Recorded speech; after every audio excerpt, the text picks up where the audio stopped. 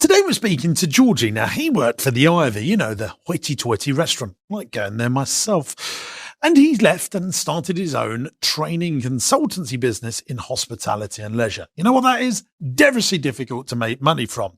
And he's trying his very best. I've got some good ideas of how he could change the model of this business. One of the big lessons I've learned on this podcast is people have got just an okay business model. How can we turn it into a great business model so it's a commercially profitable enterprise? Now, this episode is supported by Revolut Business. If you're looking for a faster, easier way to manage your business's finances, this might be the tool you've been waiting for. And there's a £200 welcome bonus available. More on that in just a moment.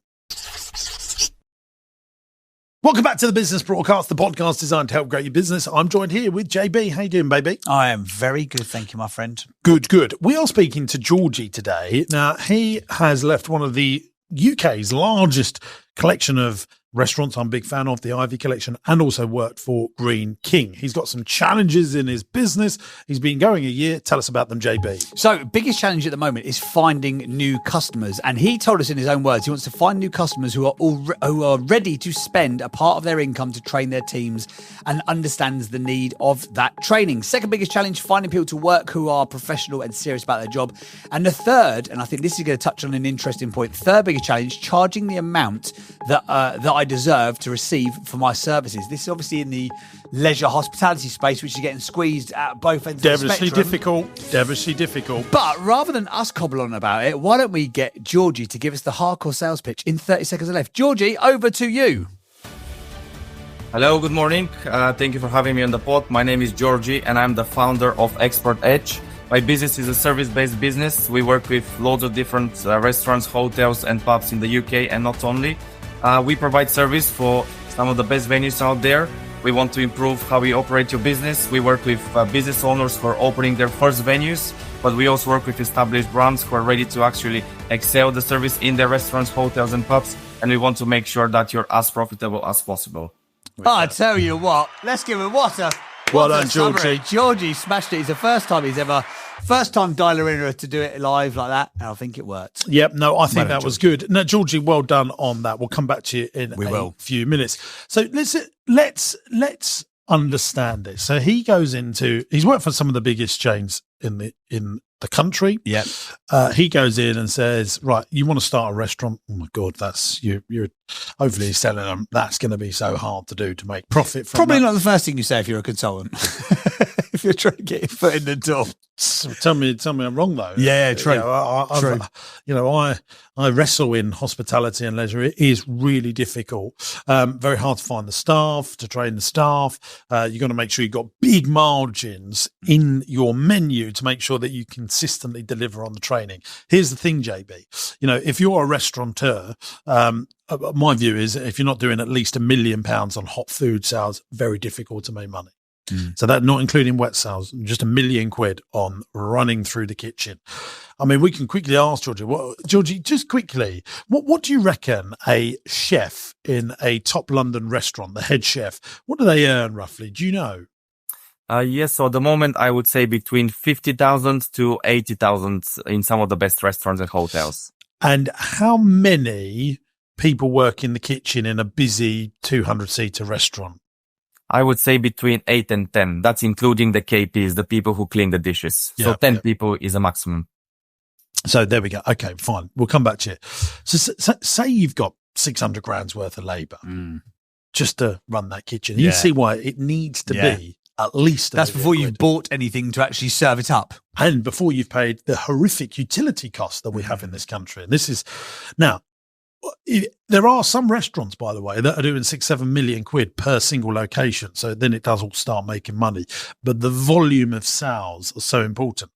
Now, if they're not getting that, this is where a consultancy type business can be squeezed because, consultants are the first to go, aren't they? You're always going to protect the employees over consultants. Of course, yeah. That's first in, last out. Yeah. So, but on the flip side of it, I guess if you're setting up, and you need to set up for success, then you can reframe it and say, well, then having someone who's an expert who has worked at the biggest chains of pubs and restaurants in the UK is probably giving you, and one of the top sort of luxury high-end restaurant chains, you would sort of go, oh, maybe that actually makes sense. See, Tough gig, though, I would say. Yeah, very tough. gig. If I was Georgie, I would be sitting down thinking, right, who are my ideal clients? I would be starting. I would be getting a flip chart or a notepad and writing down a list of the people that can afford me, that consistently can afford me, that have got big enough gross profits and profits to be able to not just drop me like a ton of bricks. But then it comes around to the situation. If they can consistently afford me, why have they not got it in-house? Which is another big argument. You know, Disney probably don't use consultants. They probably have it. Well, they do. They have Disney University. They're doing it so much and so constant that they need it full time. But difficult. Difficult or easy difficult? I think difficult. I think so. It's people need this, but when they're, they don't love them. The balls are being squeezed. Yeah, the balls are being squeezed. Do they? You're exactly right. You chop off the dead wood that is the easiest to chop. It's not easy to get rid of staff. It's not easy to get rid of you. You can't get rid of your utilities. You can't get rid of your business rates. Yeah. But you can get rid of. I have got a good idea though of how. Of course you have. No one doubted that for a second, mate. You've always got a good idea. And I have a business like this. I mean, it's not in restaurants. It's in one of my companies, Interaction, that goes in and we audit, big chain companies. But all of the companies that can afford are big businesses. Yeah. Small businesses don't really come to us. Yeah. So I think that he has to be laser focused on whose perfect customer avatar is. Well, we will get onto that shortly, but before all that good stuff, it's time for this. Interesting quote or fact. Interesting quote or fact. Interesting quote or fact. It's time for the interesting quote or fact of the week. Interesting fact or quote of the week. What have you got for us today? James Sinclair sat over there with the lovely hair. That is very By good. the way, as I've mentioned your lovely looks, can I just, Chuds, I've got to. I'm sorry, am I allowed? Yeah. Do it. Just while you're doing that. Right, just to Jesus Christ, it's got some weight to it, isn't it? Come on, tell it one. Yeah, so we're in my new office, by the way, gang, and I wanted our in-house printing, because we do our in-house printing. I wanted to put the business broadcast logo on there, and this is what the team sent back. Tell me you got an ego, Matt. Tell me you got an ego. I just wanted that bit, I promise. So we're going to send that back to be reprinted, and it'll be on the next episode. There we go. That's the beauty of in-house, that we can just do stuff like that. That's the beauty of in-house. Yeah, that's the beauty of in-house. I've got an interesting. Let me just get over my notes, JB. I wanted you to go first. Really. Sorry, I've got a fact. Sorry, not a fact. I've got a quote. Go on then. Go. Absolutely brilliant. Don't wait for the perfect moment. Build momentum and make the moment perfect. Don't wait for the perfect. Hang on a second. I need this. Don't wait for the perfect moment. Build momentum and make the moment perfect. Have I filled enough time for you there? No, you haven't actually, because I can't find it in my notes. I'm sorry about that. I'm going to go with the thing that was in my letter. Don't wish your life was easier, wish you was better, which is a Jim Rohn quote that I put in my newsletter this week. Because I think if you are going through a moment of toughness, and you just think, I wish my life was easier. No, you don't. Just wish you was better. And how can you upskill yourself to become a better entrepreneur, a better leader, a better person?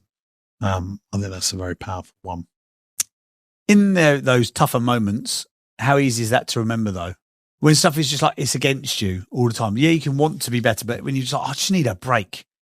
You're having a tough all businesses are having a tough time. You've got a lot of stuff in leisure and hospitality we talked about in the previous episode. It's a tough market broadly. It's a tougher market in a more narrow focus that you sit in a lot of with your businesses. So do you get to the point where you're just like, because you don't really have a lot of back-to-back down days, do you, ordinarily? You go home at 3:00, have a Kit Kat and a cup of tea. Yeah, I haven't done that in a while. But, look, I just find sometimes going through the trudgery, of it all, to keep it all going is it can be really tough, And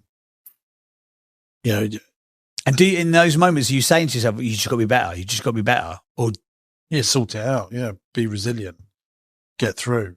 And luckily, I think sometimes having a bit of an ego pushes you forward, because the easiest thing to do is give up, isn't it?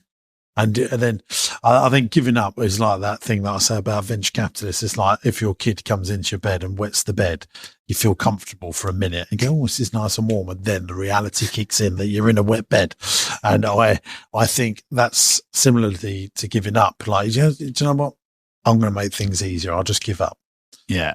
And then the pain of disappointment kicks in your noggin weeks, days later. And you think, I wish I didn't do that. I could have just been better. What do you need to be better at the moment? Like I said on the last one, I think, you just got to hammer down and think about innovation marketing. Innovation and marketing is two separate things, by the way. But what about you personally, where you can't control, 2,500 staff and you're sort of broadly looking at things that need to get... Just got to be stricter, and and if you can't accept, poor...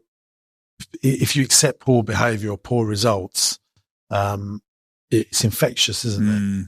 You just said, no, I'm not satisfied with that, so I've got to move forward. Yeah. You've got to be, if you're dissatisfied, which I think lots of entrepreneurs and business owners are dissatisfied with where they're at, even when things are very good. Yeah. And so you've got to have a vision, and then you've got to think of the first steps that are greater than resistance to move you forward. So you've got to have what does good look like? I think it's really important. Like what does the ideal outcome look like? And then you can work out the first steps, but there might be resistance to the first steps. That resistance could be family. It could be friends. It could be your team. It could be your bank manager. It could be your advisors. They could be resisting you taking those first steps to a better situation, because they might be trying to protect you as well at the same time. Well, there you go. And the first steps could be very simple as just writing it down. Yeah. How many bad days do you allow on the bounce? Because I know you've always said this is not easy. Like, everything I do is not easy now. Is it enjoyable? Is it still enjoyable? Sometimes, but is it more enjoyable than not? Yeah, I would say over that. What happens is, I am 40 now, and I just think, don't want to make things a little bit easier for me. But, when you run something of my size, to make things easier, is we're on a 6-month journey to make things easier.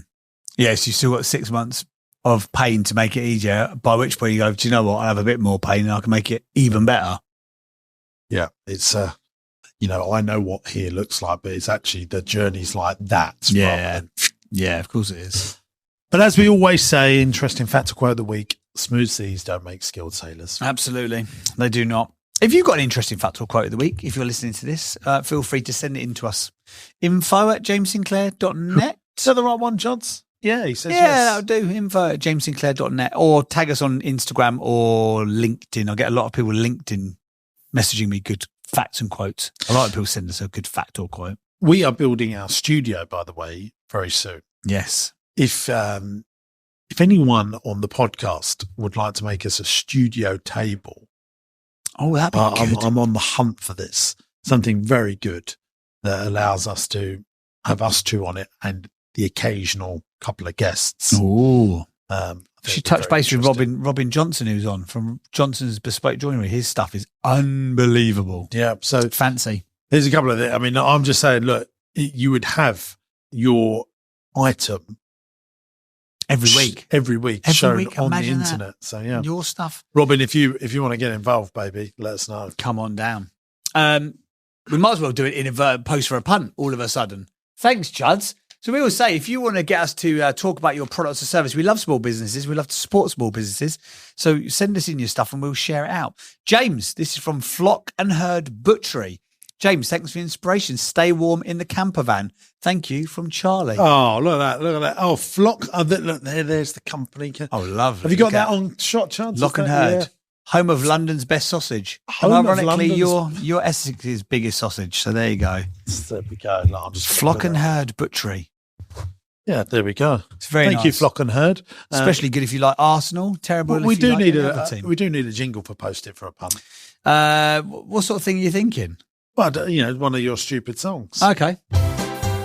It's Post it for a punt. Send it in, we'll talk about it. Post it for a punt. If you don't send it, you're... No. We don't go there. We never go there. Not on this show. Flock and Herd Butchery, there you go. There you go. Thank you very much, Flock and Herd. You got on Post It for a Punt. They did indeed. National Craft Butchers Award winners. There you go. I mean, Fantastic. I would have sent in some of the sausages. I could smash a sausage right now. Could you? Come on, you children. I'm talking about eating a sausage.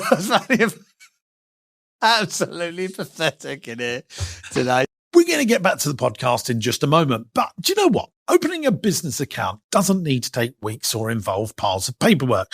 With Revolut Business, you can sign up online in just a few minutes. And once you're in, the whole platform is designed to simplify the messy parts of running a business. From day one, you can track spending in real time, issue virtual or physical cards to your team, and automate your expenses. No more chasing receipts or guessing where the money went. And if you are using accountancy tools like Xero or QuickBooks, everything syncs automatically, so your books stay tidy and up to date. If you're ready to spend less time on admin and more time growing your business, sign up to Revolut Business at www.revolut.com/RB/James. Do this before the 31st of December 2025 and add some money in your account and you'll receive a £200 welcome bonus. Thanks, Revolut. Terms and conditions do apply. Big thanks to Revolut for sponsoring this episode. Right, let's get back to the show. Poor Georgie, who's our guest, has also been listening to us try and do the intro for a previous episode. So he's had about an hour of our nonsense. Well, shall we speak to Georgie? Let's talk to Georgie. Let's find out more about this business, which, as he said, is called Expert Edge, and he is helping great restaurants and hotels get themselves started or get themselves to be even better. Georgie, welcome to the podcast. Thank you for your patience. I'm just presuming that we've got your patience still at this point in time. My God, you have been a patient man with us this morning. Thank you very much. Right. You give us the quick sort of 60-second sales pitch on the business, which I thought was brilliant. Can you tell us, give us a little bit more context? How did you get into this space and what do you do exactly and who do you do it for, please? Yes. So again, thank you for having me on the pod to both of you. So my background is from the hospitality business. I've been in the hospitality for more than 15 years now. I come from Bulgaria originally. I moved to the UK more than 8 years ago now. As I said, I've been working in different hotels and restaurants, starting first in Bulgaria, then moving to Italy as a student, and now being in the UK for more than 8 years. I started from the floor of the restaurant, being a waiter, being a bartender, to then becoming an assistant manager and eventually a general manager. So the idea for my business, Expert Edge, came about a year ago. I was approached by a few different people on LinkedIn, people that I met on networking events, if I can help them becoming better in their careers, being assistant managers, wanting to be maybe general managers. So I was speaking to my wife at home, who I can say is my business partner, on how can we actually scale this and transform it into a business. So then the idea came in and I had the thought, okay, do people actually need my business? Do the different restaurants and hotels need another person telling them what to do and how to manage their budget better and how to improve their service? I decided to give it a go. And I've worked with some of the best companies, I would say, in the UK and also a few good companies in the Middle East, specifically in Saudi Arabia and Dubai. What my business does is we work with different business owners who are opening their first restaurants and hotels or pubs. We help them managing their budget. We help them choosing the best restaurant or hotel systems for them. We also help them with the recruitment of the best managers in place. So the things that we teach can be actually transmitted to the team after from the management team on site. We also work with some of the established companies here in the UK. We try to add something different to their service. We want to improve their service by 5%, which can bring the best customer experience when you go into the restaurant or the hotel. And we try to help with everything that a customer would need from us. Before we do that, Georgie, we got a little game that we're going to play. How did you get your first customer? JB, over to you. Here we go. Here's the unofficial jingle for it. How did you get your first customer? How'd you get the cash? Every time it makes us laugh, doesn't it? Well, I don't know why. Georgie, how did you get your first customer? So my first customer I got unexpectedly from the previous place that I was working as a general manager on a full-time job. The business owner had a friend who was opening a hotel on the southeast of London, in Sandwich in Kent. So he asked me to go there and help them and see what can be improved in the business. So this is how the idea came to me. I charged them not a big amount. I worked with them for about 6 months before they reopened the site. We did a massive refurbishment, and that was how I actually got into the business in the first place. Okay, so you were still working at your current place? You did that sort of on the side? I used to, yes. I don't work there anymore. I'm focusing only on my business at the moment. I decided to actually quit that job, which was now almost a year ago, and focus on my business. Okay, Georgie, just quickly from me, what's your average order value? Tell me, like a typical customer, they come to you, what do they spend with you? So they would spend a few £1,000s, which I normally, with the people that I work and I try to help them open their business, we would have work for a few months. So it would be 3 months initially. The charge would be between £2,000, £4,000. This is depending obviously on the location. It depends on the client needs. If they have to build the site or do refurbishment of the site, it will take them more than 6 months, maybe, or a year before they open. So I would actually work with them since the beginning until the day they open. With the people that I provide service for who are already established brands, I'm charging sometimes less than £1,000. I'm charging a couple of £1,000 again, and it will be a one-off session initially, which will be more often with the senior team. And then if they're happy with my services and they want to bring me back, we'll do another session and another one. Okay, Georgie, here's what I would do if I had your business. Let's just quickly to remind ourselves of the 3 challenges, JB. Yeah, so the number one challenge is finding new clients who are ready to spend a part of their income to train their teams and understand the needs of the training. Challenge number 2 is finding people to work with who are professional and serious about their jobs. And challenge number 3, charging the amount I deserve to receive for my services. Okay, Georgie. Now, I'm going to tell you a little phrase that we have in business. Sell them what they want, give them what they need. Have you ever heard that before? I have, yes. Yeah. Yes. They don't want to give you money for this. They need this, but they don't want to give you money for this. And so what I would like you to do is, like I'm a business owner, if the nice machine breaks or, I want the general manager that's going to do this full time. What happens in businesses like yours? You fly into the business.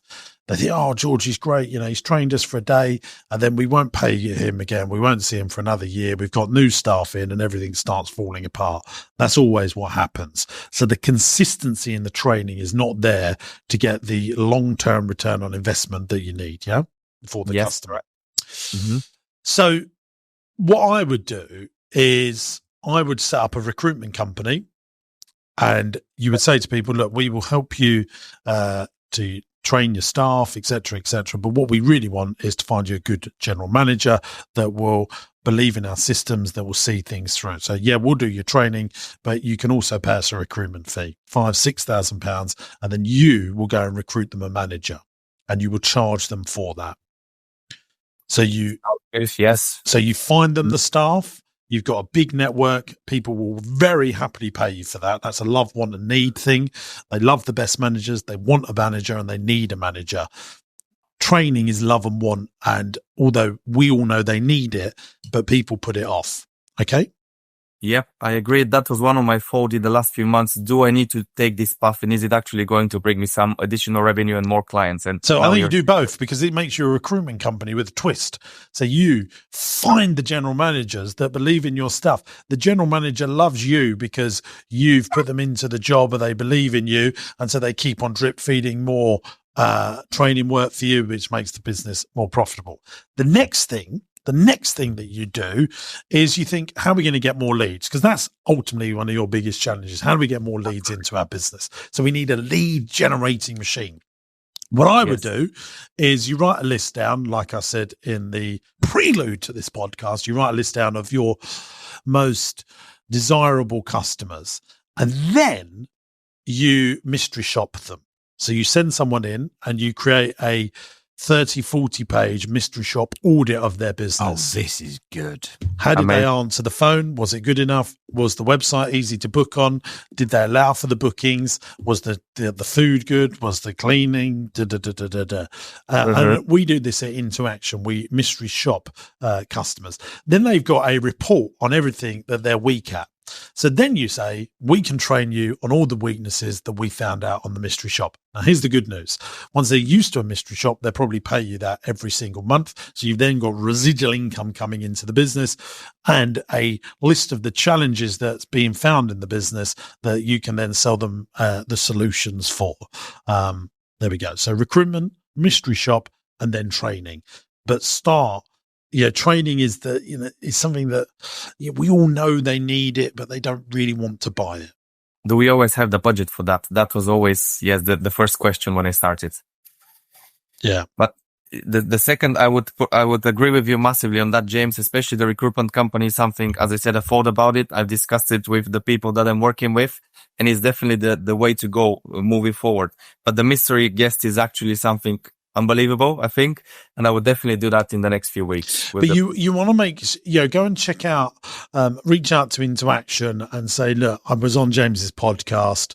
Or I need to work out how to do mystery shop really well. Ask other mystery shop companies how they do it. You've got to have a really good, detailed report. Preparation. You can't just be a one pager. It's like cleanliness of the windows, and it gives you a score.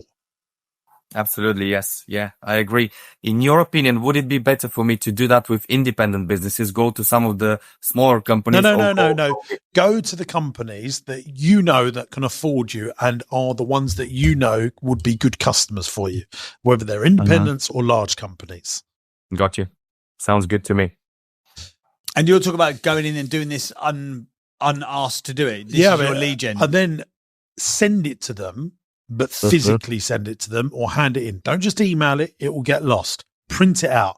I've done this to one of our customers. They came to our campus. We done 4 mystery shops for one of our big customers. We had them all printed out. We had a meeting with them. They were reading it physically and took that with them. That piece of real estate will stay on the desk. Yeah. If you just send another bloody email, guess what? It's another bloody email. So I would be sending it in a really nice package box with a ribbon on, saying, if this caught your attention, this is a mystery shop that we done on your restaurant. Here's the findings. Some of it you might be disappointed on, but good news, we've got a solution for you. We can help you out. Sounds amazing. I think I can definitely prepare that in the next few weeks and start executing. I have a few people in mind, actually. I have a few conversations with people in Brighton and Eastbourne, 2 of the cities on the coast. And I think these locations are actually growing now in the UK. And hopefully with the weather changing, we can turn these, places in holiday destinations. And I can see that in the next sort of 4 to 5 years with the climate change in the UK. So I think my ideal customers would be based in those cities. Of course, London is the biggest one. But yes, I would take that advice strongly. Definitely. Okay. Anything else, JB? No, those were the biggest challenges. Any questions? There were some questions. How to scale the business the quickest. I think we've covered that off. Question number 2, how long should I keep a company like mine operating before I try and sell it? I don't even think you should be thinking about that right now. Just work out how to get revenue in and profitability, and then once that's all done, let's work Then we can think about the next step. Yeah, you should be always building a business to sell, even if you have no intention of selling it. Absolutely, I agree with that. But at the moment, we're in year 1. We've not got enough leads. We've got not enough profit coming in. We've got not enough revenue coming in. Let's work on that. Let's improve the model. And once you've improved the model, you're a profitable recruitment company, a profitable training company, a profitable hospitality and leisure auditing company for your mystery shops. Then you become a very valuable thing. That becomes a commercially profitable enterprise. Someone's going to want to buy that from you. Sounds good. In terms of marketing as well, what is your opinion? How should I market myself? By doing the mystery shops. Mystery shops. Okay. They are your marketing tool. So you're doing the first one for free, and it's, you're sending it to them. If you do 100 of those and send it to the CEOs and you get it as a physical sent in the post thing, that is going to work wonders for you. Sounds good to me. Can you choose the feedback on company? that? Yeah, I would, yeah, I would absolutely. love to know if you do do 100 mystery shops. How many clients does this land? Because I reckon this is going to be really. You're going to be very powerful. fat because that's a lot of meals. Yeah, it's a lot of meals. But, you choose the people that you know that you can, is it the Savoy? Is it the Ritz? I mean, probably not them, but you know that they could afford it. You know that they're large enough, they can afford it. But maybe choose the mid-range people that, have got a good thing that you can turn them into a great thing. I've recently worked with one of the companies, one of the Hiltons actually, the Hampton by Hilton, which is a franchise. Even though it has the Hilton name, you can still work with some of the as an independent business because most of these franchises have the business owners in place. So it's a lot easier to actually reach out to them, meet them in person and discuss these. Yeah, I mean, and also put in the profit lever thing in there. Like we didn't get offered a drink when we arrived. We didn't get asked if we wanted more drinks. We didn't get asked if we wanted to have a dessert. All the things that will drive average customer value up. And then let's create a training program to drive the average order value up. Sounds good. What is your opinion as well on the networking events? I've seen on a few of your videos that you dislike them in a way. I found a few of my clients actually through those networking events with me offering something for them. Some of the clients that I'm working with are looking for, say, a lighting company. I can offer this person to them and they can offer my services to another person. But if it's been super successful for you and it's made you loads of money, you carry on doing it. But if the networking I'd be doing for you is in your business, I would be making content. I would be making the hospitality podcast. I would be making content on LinkedIn. Pinhole camera footage of inside a mystery shop. Who would love that stuff. Yeah, I would be making content on LinkedIn that's targeting restaurant owners. That's what I would be doing. That's the ultimate networking. I mean, do I believe in networking? Of course, James Sinclair believes in networking. I'm doing it today, making this podcast, making YouTube, all the stuff I make on LinkedIn and Instagram. But I get my face or my networking to millions of people rather than 10 or 12 people in a breakfast meeting. Sounds good. I agree with you. Okay. Any other questions that you've got? The only other one that I've got, George, that you had was how do I find my ideal customer and my this is interesting. How do I find my ideal customer and my day-to-day customer too? What do you think is the difference between ideal customer and day-to-day customer? Well, the way I phrased it, the ideal customer is someone that I would say pays you the big money. The day-to-day, someone that you can work with in the long term. Some of the smaller companies can hire you every 2 months, every 3 months. I gave an example with one of the hotels I worked in Sandwich in Kent, which is on the southeast of London. So with them, I worked for about 8 or 9 months. We went through our whole refurbishment process. We went for the recruitment process, even without myself having a personal recruitment company, but I did all of this for them. So this is also my ideal customer, but my day-to-day customer. They didn't pay me the big money, but I worked with them for several months. So every month I had some kind of income from them. Yeah, but once, those companies, once they've opened the restaurant, they don't need you anymore. I would start thinking about guarantees where you would go to someone and say, look, what's your average order value right now? Okay, you're getting £25 per head per customer, just making it up. If I can get it to £33 per head for you, if I can't do that, then you don't have to pay me. I'll give you your money back as long as you do what you say that I want you to do.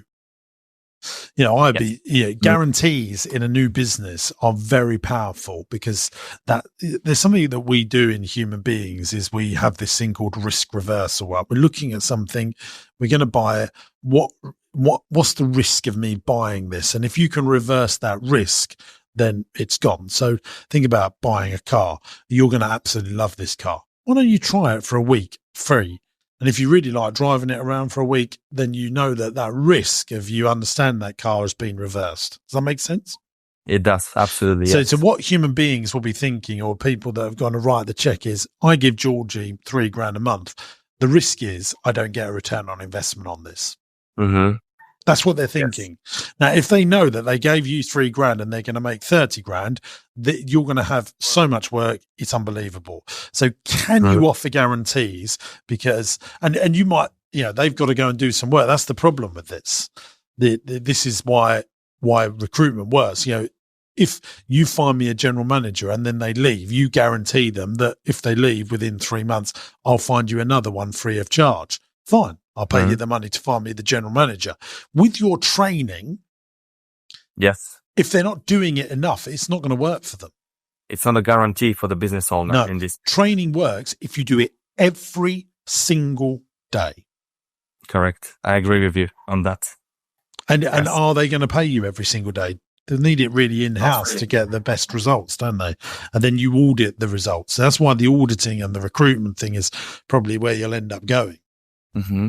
Another thing I was thinking about as well is selling those, not a course, but products. So the service that I'm providing at the moment, I'm actually giving them a full a blueprint, a 25-page document, which with every training session you can follow up, and then you can use that in-house. Do you think this is something I can also sell to different business owners and tell them, okay, you can have myself for a one-off session, but also with this product, you can actually implement it and use it on a day-to-day basis?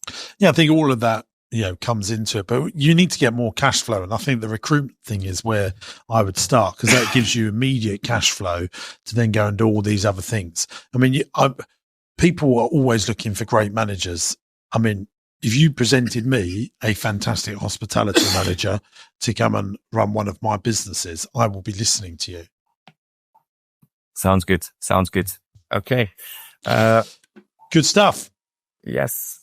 I'd also just say, I've just been having a quick scan over your LinkedIn. I think you need to be doing a lot more content that actually talks to the pain points of your ideal end consumer. Because at the moment you're talking a lot about the hospitality career, which is good for, those people who want to go from assistant GM to a GM. But really, if you're trying to sales pitch the businesses, you need to be talking about giving more content that solves that challenge, I would say. Thank you, JB. Yes, I was thinking about a YouTube channel as well. I did a few live sessions on LinkedIn, which were quite successful for me. And this is when the idea about the consultancy for certain individuals came from. I had a few people from the Middle East who I work with. They wanted to come to the UK. So now I have a lady that I'm working with who is helping with the visas, because obviously after Brexit, we need to get those people in under certain circumstances. So that was another thing that was good. And the other thing that I would do is create, think about what makes people want to buy. So if we provide training for your restaurant is not a good headline. We will help make your restaurant more profitable and get your customers coming back again and again is a much better headline. Same thing, but said much better. And so, maybe I would write articles that you can share, like, what are the profit drivers that make a restaurant really profitable? How does a restaurant or how does a hotel survive in 2025 in hospitality and leisure with all the odds stacked against them? So that you write those articles that, that'll always be on the internet that will, that people go, oh yeah, I like the way this bloke thinks. So I'm going to get him to come and help me. Sounds good. You could do it from the videos as well, by the way. So do those videos, but aim them towards the person who can actually pay for the service, and then repurpose that content and turn those into articles and slide shares and stuff. Because a CEO or a regional manager of a restaurant chain is probably not going to watch a 15-20 minute video, but they might read a 2-minute article that they can read at their own leisure. I mean, the short form content that I've got so many. If I was you, I'd be like standing outside Nando's. Why is Nando's so profitable? Yeah. I would start like that. You used to do that in London, didn't you? You had some really popular the coffee shop chain. Yeah, I would do it outside Greg's. Why is Greg's such a growing business? Why is Wagamama's one of the fastest growing multi-chain restaurants? And I would just give your opinion on it. Why did Pizza Hut go bust? What did they do wrong? Bosh. No more than 3 minutes. Boom, boom, boom, boom. Rather than, do your staff say hello when they come in? Because everyone knows that needs to happen. It needs to be a bit more polarizing to get people to watch it. I think the content creation is definitely something that I'm currently lacking, and I'm working with a lady who is a freelancer for me. So maybe my next question would be, do you think that I need that in-house full-time marketeer working for me? Because I can afford it. Yeah, no, you do it. Okay. Can I just say, if you go on my Instagram, so there's loads of clips on my Instagram, and Chuds and I have been talking about this for the last few weeks. We produced, like this show, is highly edited. I mean, there's a 3-camera shoot here, soon to be a 4-camera shoot. There's jingles and all that palaver. We'll put this out, put a lot of work onto it. This might get 30 comments and engagements once it goes onto LinkedIn, goes onto YouTube. I can walk along with terrible audio and just do a 3-minute video. I think I'd done one yesterday and it got 141 comments, 64 shares, and it's just me walking along with a selfie video where none of my team have got involved. And I think there's a good lesson to us all there. You know, but because what I'm talking about is newsworthy, it was probably something to. I've done one about Pizza Hut recently, why they went bust. You know, that was in the news. You know, when that stuff happens, you know, you should be talking about it. I agree. It's a good advice. Don't try to go too big before you can actually do something. But I do think, you know, eventually if it all starts working out, you should have an in-house production team if you're a bigger business, but, you know, don't worry about it because 22,000 people watched that video from yesterday. 22,000 people have watched it. 460 people have liked it, 60 comments, 36 people have shared it onto their stories, and 5 people reshared it onto their feed. So it just goes to show you've done that selfie mode on a high street, and it's zero production value, but got the message across, just to reiterate, and further hammer home the point. No, because I think that people do think that, you know, you have to make Avatar to get people to watch it. But actually, no, you don't. I mean, we do both, you know, we do the written word as well. I think a well-produced newsletter for the hospitality. And I mean, I write for the Ice Cream Alliance. It's a magazine that goes out to everyone that's got ice cream businesses, and I've got an ice cream business.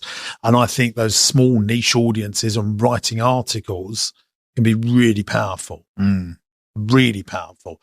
And actually, the better you get at writing articles, weirdly, your videos get better. You start articulating better on video as well. And if you want to write articles, start with the headline. Okay. You know, what's the message that you're going to share to people? So it could be, why did Pizza Hut go bust? Yeah, and then give what's your opinion. polarizing opinion? So don't just write and then think of the headline. Start with the headline. There's Chuds and I watch these 2 guys, Colin and Samir, who are really good YouTube creator sort of podcasting, talk about the YouTube economy or the creator economy.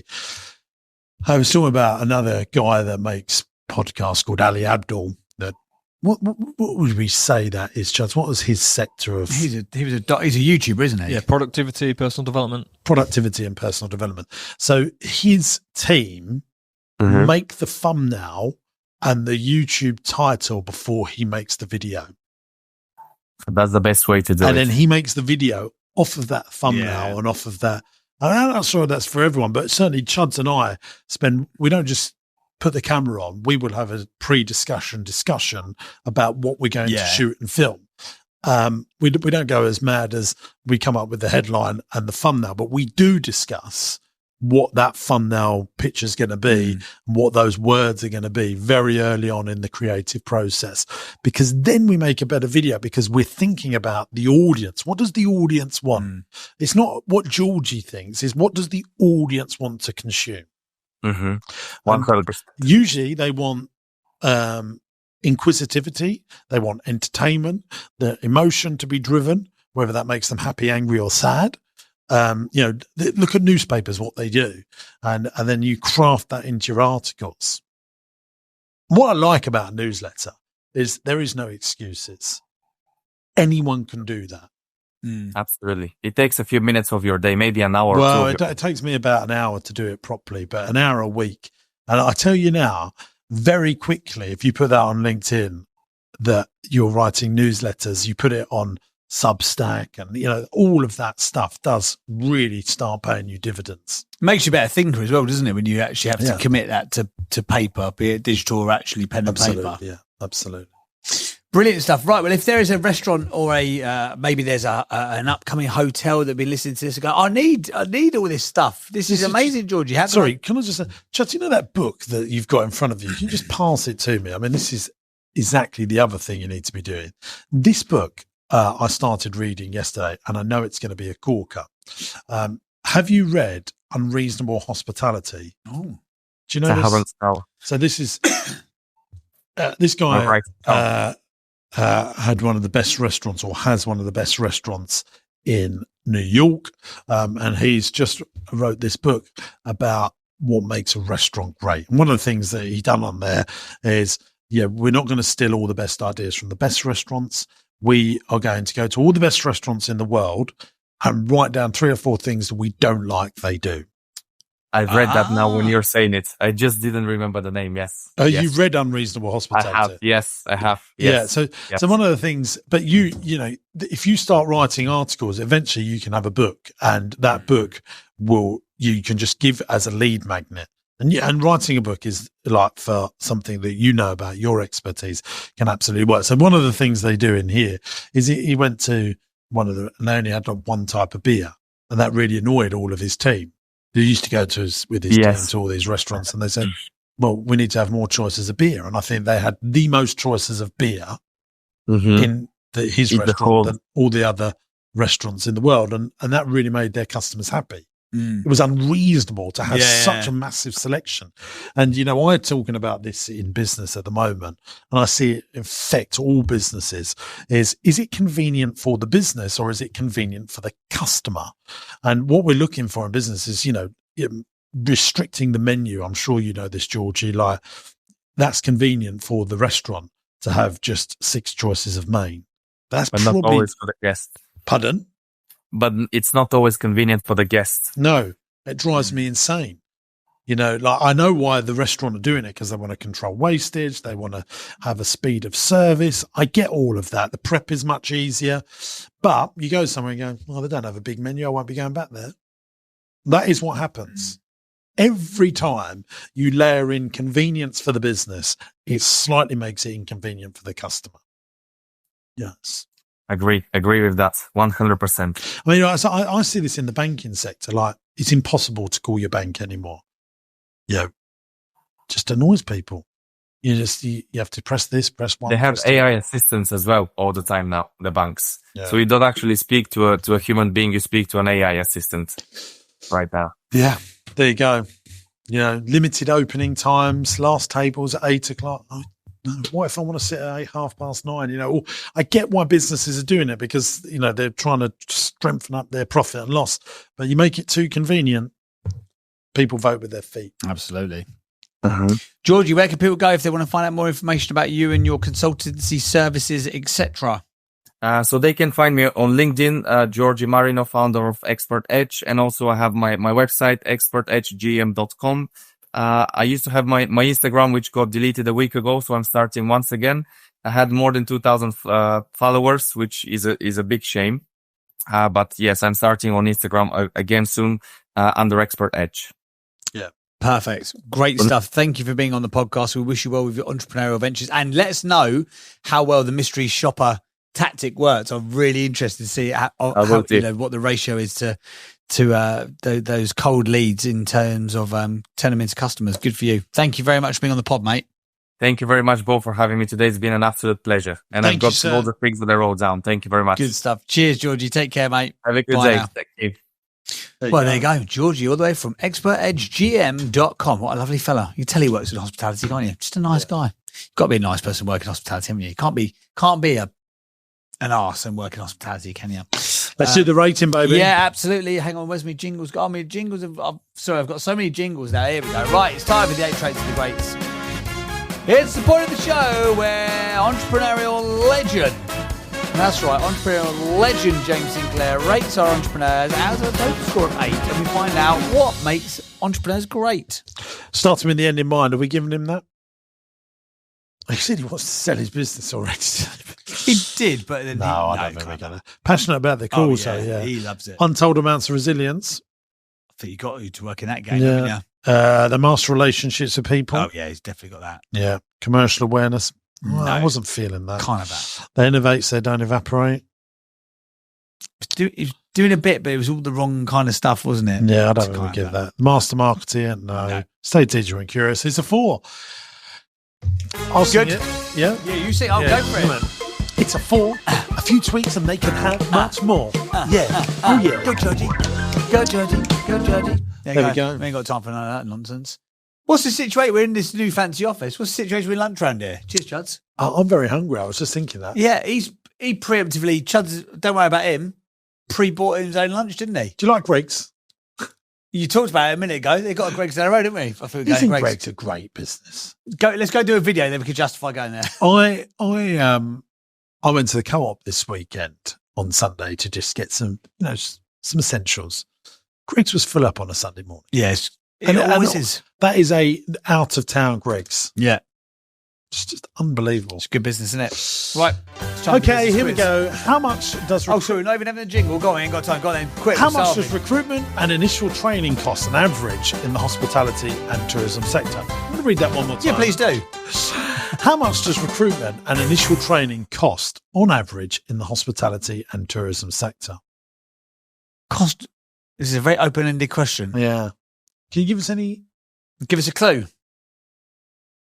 Chuds, everybody. Chuds. Yeah. How much does recruitment and initial training? What? The whole country? sector? Is it the whole sector? Hmm. Oh, per employee. Oh, per employee. Right.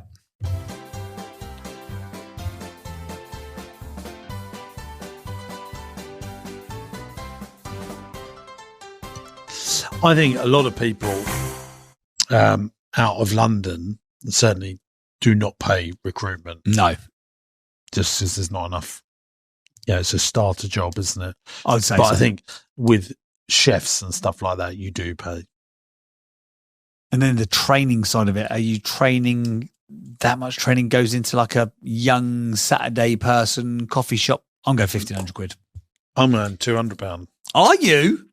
Blimey. Let's have a look. 750. What'd you go for? 200. Yeah. Bugger. This Right is again. Right again. this is lower than the average spend of £1,700 in other sectors. Oh, that's what. Sorry, did you say? Oh, we were just talking about that sector. I thought we were talking about other sectors. Sorry, my bad. This is lower than the average spend of £1,700 in other sectors. Labour turnover is very high at 75%, which affects budget spend. Labour turnover is very high. Oh, turning out, not revenue per, it's the turnover of staff.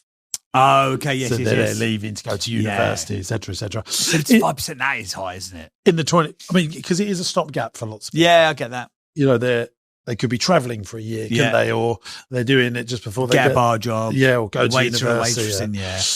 In the 2024, a UK employer spent around 53 billion on training and development in the past year. Wow. That's in totality.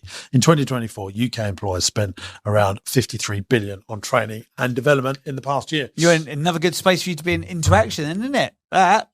Yeah, I mean, look, I think Interaction, we do some great works with hospitality and leisure businesses, but they are the bigger ones. Yes. You know, I think the independents, they just want to get through this month.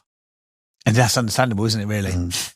You know, and that goes back to your point about making the copywriting from Georgie's business. It's got to be about the amount of money it either saves you or makes you.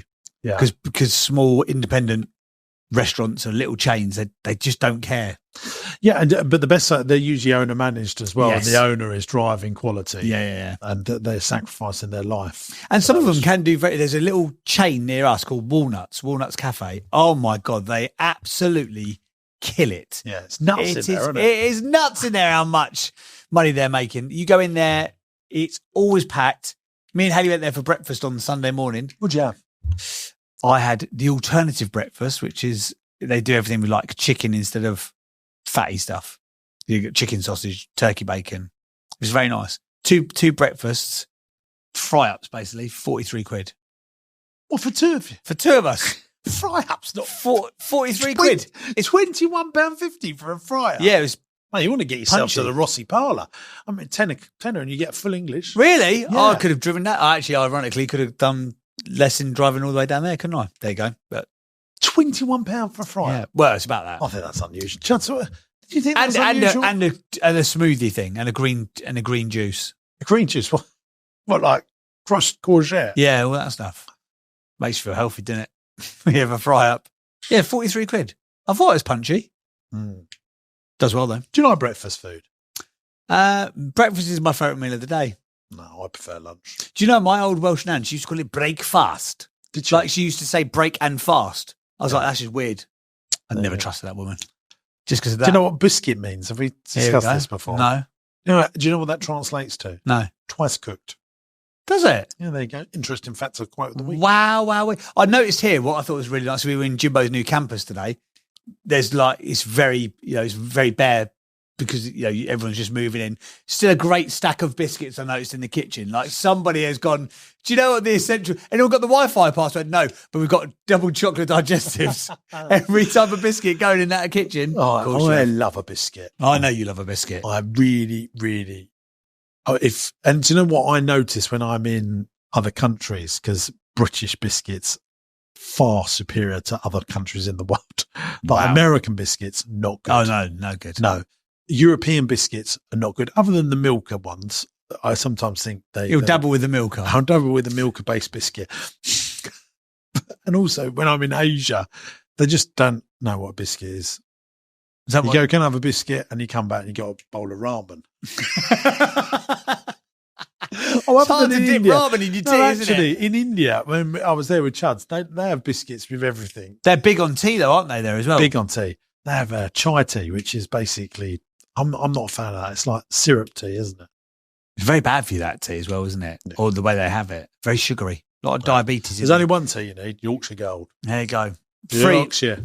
Free punt for Yorkshire Gold. Yeah. They're sponsoring this podcast now. Yeah, should do. They They should do. If you have enjoyed today's episode, please feel free to leave us a 5-star review wherever you download your podcast. Leave us a comment if you're maybe in the hospitality sector, maybe your restaurant is struggling, maybe your hotel is having a tough old time and you think that today's guest, Georgie, could help you out, and then please feel free to reach out to him. A lot of people reached out. Do you dye your hair? What? Well, you're older than me, and I don't- still can't see a single braid. I don't dye my hair. You're very youthful, don't you? Yeah, not always. No. I get grey in my beard now. Mm. But once it starts, I notice a couple of bits and then it goes. I'd happily dye Did I my tell you hair. about that? Here we go. Maybe not. Did I tell you Tell something? me. Someone said I've got like a very salt and peppery looking beard. Right. I said that's a very nice condiment. Should we go now? Yeah. Bye, everybody. Bye.